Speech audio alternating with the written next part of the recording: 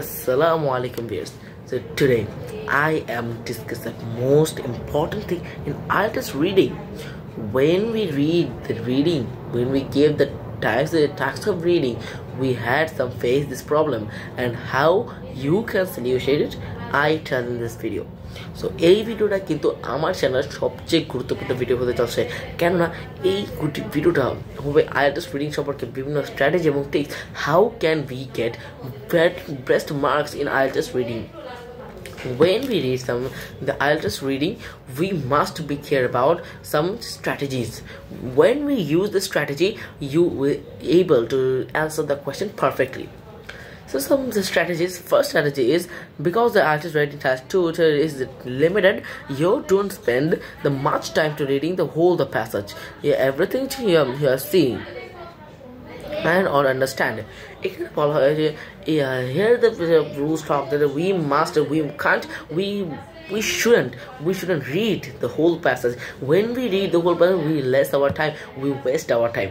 আমরা কিন্তু যখন আমরা প্যাসেজটা পড়বো না, আমরা কোয়েশ্চেন হারটা পাওয়ার পর সেখানে আমাদের অনেক বড় একটা প্যাসেজ থাকবে যেটা হচ্ছে 5 থেকে 6 প্যারা থাকতে পারে। সেটা অনেক বড় একটা প্যারা যেটা পড়তে গেলে আমাদের মাথার ব্রেন যাবে উল্টে এবং আমরা যাব পুরোপুরি শুয়ে পড়বো সেখানে। কারণ ক্যামব্রিজের IELTS এটা ট্রিক্সটা ব্যবহার করে ক্যামব্রিজ তাদের IELTS রিডারকে আরও এক্সপেন্সিভ করে তোলে। অনেক ছাত্ররা কী করে যে অনেক এক্সামিনার করে যে তারা read all the passage. When they read all the passage, Brian will be fresh and refresh. That he lost everything. He had been didn't answer the whole the question. So our viewers সত্যি তোমরা কিন্তু কোনোদিনই পুরো পেজটা পড়বো না, পুরো পেজটা পড়লে আমাদের অনেক টাইম লস হবে। And the second rules that have been discussed about, just the go straight and read the question, then the passage. এবং প্যাসেজে এমন অনেক ওয়ার্ড থাকবে যেগুলো আমার মাথার উপরে দিয়ে যাবে, আমি বুঝতে পারবো না কি বলছে তারা। কারণ ক্যামব্রিজের এটাই যে এটা স্পেশাল, এটা যে তারা এত কঠিন ওয়ার্ড ব্যবহার করে যেটা আমার বাবার জন্য আমি কোনোদিন দেখি না। তো এমন কঠিন ওয়ার্ডের মাঝখানে আমরা কিন্তু না পড়াটাই উত্তম এবং আমরা ডিরেক্ট চলে আসবো কোয়েশ্চেনে এবং when we read the question we see the question, the key point of the question, কোয়েশ্চেনে কী চেয়েছে এবং সেই অনুযায়ী আমরা রিডিংটা পড়বো। এখন হচ্ছে কোয়েশ্চেন আসতে পারে যে তুমি তো এখন মাত্রই বললা যে পুরো কোয়েশ্চেনটা আমরা পড়বো না, এখন পুরো প্যাসেজটা যদি না পড়ি তাহলে আমরা কীভাবে কোয়েশ্চেন পাবো? এইটার অ্যান্সার আমরা একটু পরে দিতেছি। তারপর বলা আছে থার্ড নম্বর স্কিল বলা হচ্ছে use some skills as skimming or scanning quickly to read and maintain the ideas of the keywords and remember. Yes, এটা হচ্ছে আমি বুঝতে চাচ্ছিলাম যে এটা খুবই ইম্পর্টেন্ট। এটা এখানে অনেক হাবিজাবি ওয়ার্ড করে দেওয়া আছে, আমি যদি বলি আমরা বুঝবেনও না। সেটা আমি বলতেছি we use some scanning, skimming and pointing the keywords. আমাদের স্ক্যানিং করা লাগবে, স্কিমিং করা লাগবে, পয়েন্টিং দ্য কিওয়ার্ড। স্কিমিং সম্পর্কে আমাদের একটা ভিডিও দেওয়া আছে, আমার এই লিঙ্কে ভিডিও দেওয়া আছে, আপনি চাইলে সেখানে দেখে দিতে পারেন। কিংবা আমি শর্ট করে বলে যাচ্ছি, সেটা হচ্ছে স্ক্যানিং হচ্ছে জিনিসটাকে আমি একটা জিনিসটাকে আমি নির্দিষ্ট ওয়ার্ড দিব যে ওয়ার্ডটা তারা এক্সপ্রেস করতে পারবে না। যেমন ট্রি শব্দটা কিন্তু তারা প্রসেসের মধ্যে ট্রি থাকলে কিন্তু সে তারা আর প্যাসেজে প্যারাফ্রেজ করে আর কী করবে, তা সিনোনিম কী আছে আর ট্রি তো আর কোনো সিনোনিমই নাই। এই জুড়ে আমরা পাচ্ছি না বলেই আমাদের কিন্তু আমরা ব্যবহার করতে পারছি এমন কিছু কিওয়ার্ডস বা যেগুলো ব্যবহার করে আমাদের উল্টাবে মানে মাথাটা উল্টায় ফেলবে, তারা এরকম কিওয়ার্ডগুলো ব্যবহার করতে হবে এবং প্যাসেজ থেকে সেগুলো খুঁজে এবং ইয়াতে।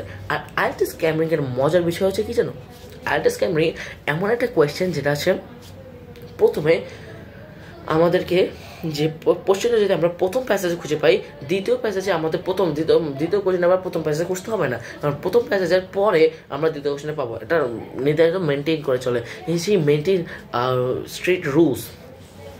And then the fourth number is the IELTS reading. First passage is the easiest, second passage is the harder, and the third passage is more harder. And we must remember that we should spend less hour in this system.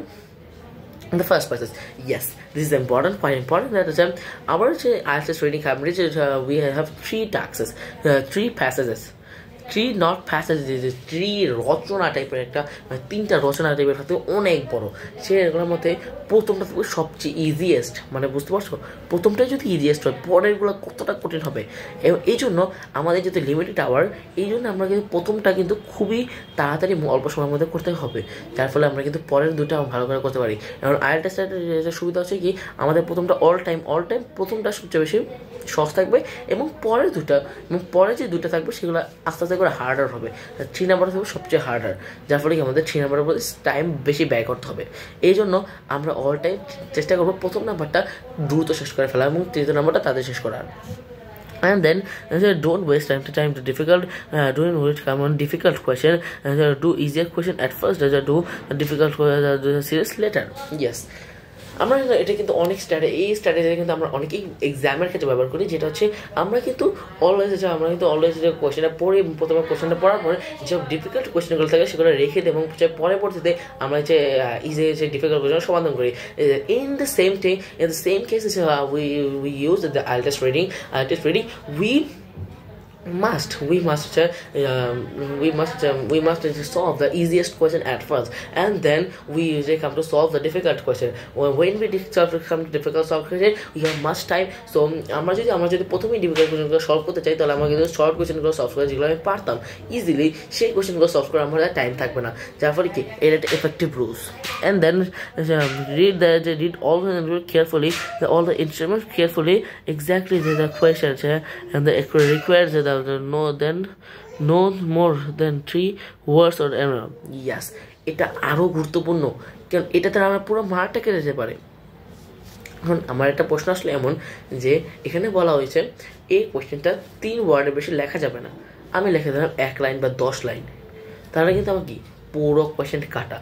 তুমি যত ভালো রাখো, যত তোমার 3 ওয়ার্ডের বেশি লিখলেই তোমার কাটা, এবং 3 ওয়ার্ডের কম লিখলে সেটা তোমার কাটা। যার ফলে কি আমাদের এখানে রুলস অ্যান্ড রেগুলেশন সবচেয়ে স্ট্রিক্টলি মাথায় রাখতে হবে, যেটা আমাদের পড়ার মাধ্যমে ইনস্ট্রাকশন পড়ার মাধ্যমে বুঝতে পারবো।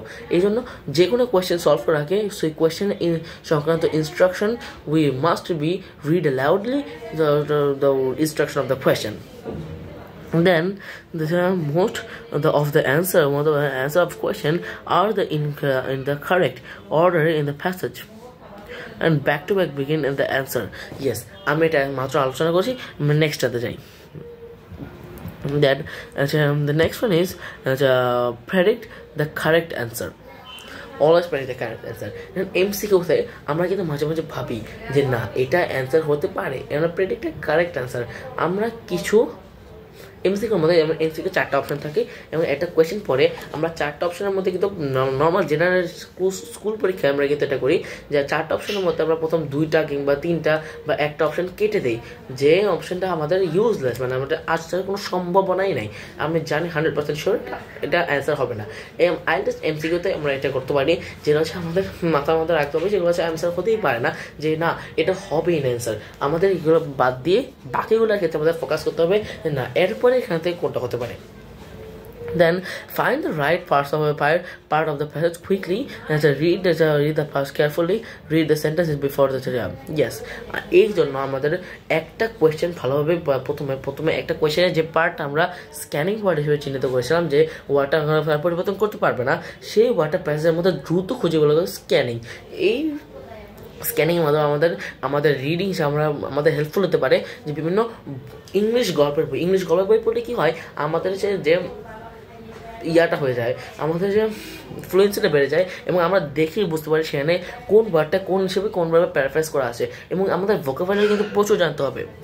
এই জন্য আমি বলতে চাই যে আমাদের ভোকাবুলারিটা আমাদের বেশি গুরুত্ব দিতে হবে, এবং প্যারাফ্রেজিং ওয়ার্ডটাকে আমার বুঝতে হবে, নাহলে কিন্তু আমার পেছনে মাথায় এপাশ দিয়ে কি এপাশ দিয়ে বের হয়ে যাবে, যার ফলে আমাদের মাথার মধ্যে কিছু থাকলো না। Don't over think the answer. Many students get answers simply because they not too hard and small differences in the meaning. মানে আমাদের বেশি থিঙ্ক করা যাবে না একটা কোয়েশ্চেন নিয়ে, যেহেতু আমাদের সেটা একটা টাইম লিমিটেড, সেই জন্য আমাদের বেশি যদি থিঙ্ক করতে চাই, তা আমাদের একটা কোয়েশ্চেনে যদি বেশি টাইম ওয়েস্ট করি, সেই ক্ষেত্রে আমাদের কিন্তু টাইম অনেক পরিমাণ লস হবে, যার ফলে কি আমাদের সে অনুযায়ী আমরা কিন্তু টাইমটা পাচ্ছি না। তাই আমাদের মাথায় রাখতে হবে, অবশ্যই মাথায় রাখতে হবে যে আমাদের একটা সেকেন্ডে বেশি অবকাশ যেটা আমি অ্যান্সার দিয়েছি সেটাই কারেক্ট হতে হবে এমন করে। সো এগুলো ছিল কিছু ছিল, এগুলোর মধ্যে কিছু আরও অনেকগুলো আছে রুলস, এগুলোর মধ্যে আমি বাকি ভিডিওতে পরেগুলো আলোচনা করবো।